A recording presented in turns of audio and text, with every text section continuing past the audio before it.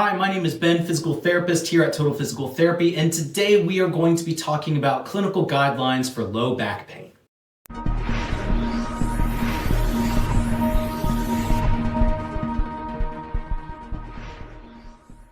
Now, if you are unsure what a clinical guideline is, basically these are things that are written to help providers be able to provide the best care based on evidence for a patient. For example, if you were to roll your ankle and you have ankle pain and you go to the doctor, there are certain clinical guidelines that would say whether or not it is recommended that you have a x-ray for a fracture. One example of this would be the Ottawa ankle rules, which basically states that if you have pain or tenderness along the malleoli, which is the bony part of your ankle, and you have one of the following, whether you have point tenderness to the bottom part of your tibia, point tenderness to the bottom part of your fibula, or if you are unable to take 4 consecutive steps, then chances are you should probably have an ankle x-ray.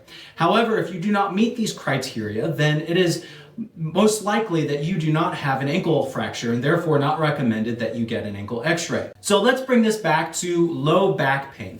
Low back pain also has clinical guidelines on what is recommended for people if they have back pain. And this might make you think, oh boy, we have some sort of evidence that shows that if I do this, and this, my back pain is going to go away, right?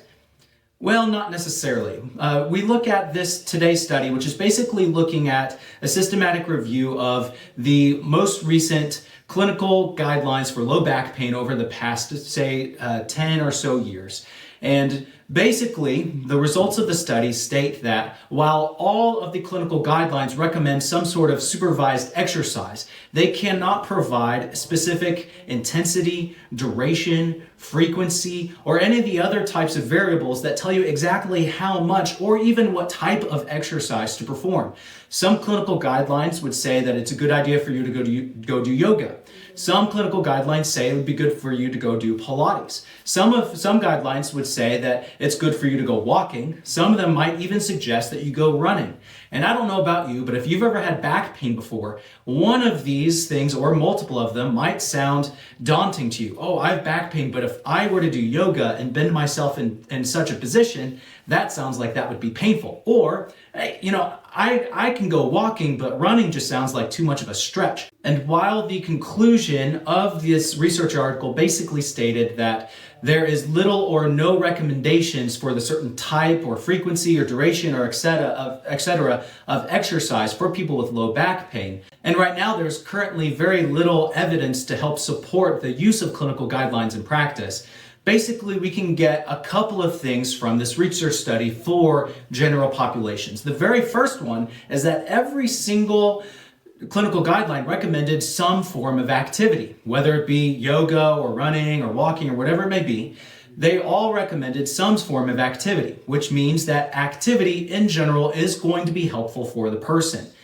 Everybody comes to the table with different movement histories. Some of us come to the table being baseball players. Some of us come to the table having never exercised a day in our life. Some of us come to the table having worked very hard manual labor since we were the age of 16 years old. And so all of us come to the table with different things that we offer. Things that some of us are comfortable with certain activities, some of us are not comfortable with certain activities. And so therefore, clinical guidelines, at least up to this date, are not able to completely represent the whole population and how we should appropriately perform exercise if you have low back pain. However, one thing remains true, that exercise in general, in whatever way you are comfortable with it, whatever way you are familiar with it, or even some ways that might be challenging to you, is going to be helpful for you in managing your back pain. And the second thing we can get from this is clearly stated in the study that almost every single clinical guideline does not recommend doing bed rest after we have back pain. And this goes into the idea of what we call relative rest. So whenever somebody tells you to rest after your back pain, what we really don't want you to do is we don't want you to go lay on the couch. For most of us. Some of us, that may be appropriate to go lay on the couch. However, for most of us, we want to do what's called relative rest, which basically means for a period of time, we want to exclude any activities that give us the sharp pain that we are having trouble with. any pain that is reproduced and causes what we are doing, those types of activities need to be pulled back, and we need to rest from those for a period of time. And if there are activities or general exercises that feel good or things that I can do, let's continue doing those, because we need to make sure that we do not completely rest whenever we have a bout of back pain. So now the next question arises. Well, what exercises should I do in order to get better if I have low back pain? And that is a great question. And again, that's going to really depend on what you are dealing with. How do you move? What is tight? What is weak? What types of movements have you done in the past? What types of movements are you comfortable doing? All of those things would need to be taken into consideration to help specifically you overcome your specific bout of back pain.